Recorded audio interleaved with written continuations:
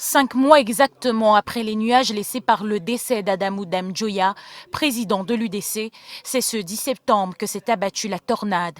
Cyril Sambaka, vice-président du parti, a décidé de quitter la barque. Cette démission est suite aux problèmes que nous avons connus après le départ du président Adamou Dame Dioya et avec des statuts de parti qui me désignaient comme celui qui devait poursuivre cette œuvre jusqu'à la convention où on allait élire un autre parti.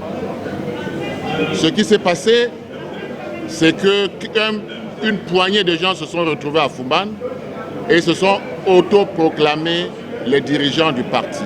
Sambaka dénonce l'accaparement du parti et l'inondation de nouveaux concepts. Alors que les soubresauts au sein de la formation politique secouaient depuis des mois l'opinion publique, qui voyait déjà venir une guerre de grosses têtes, l'on se demande pourquoi ce choix maintenant. L'UDC ne doit pas aller aux élections dans l'illégalité. C'est la raison pour laquelle je me suis sacrifié. Moi, sorti de l'UDC peut retrouver la légalité. Au rang des personnalités conviées à cette sortie, des figures remarquables.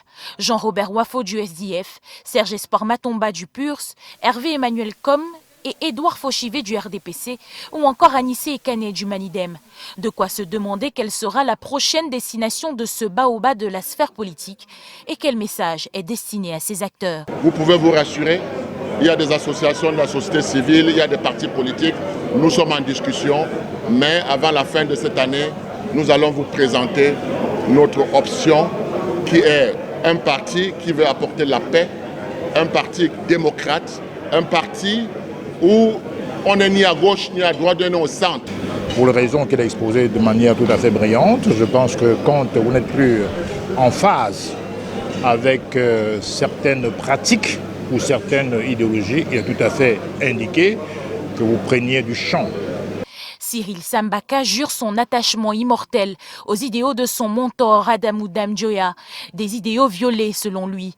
Cependant, son départ interroge sur la survie du parti qui, après la mort de son principal leader, écope du divorce avec son second.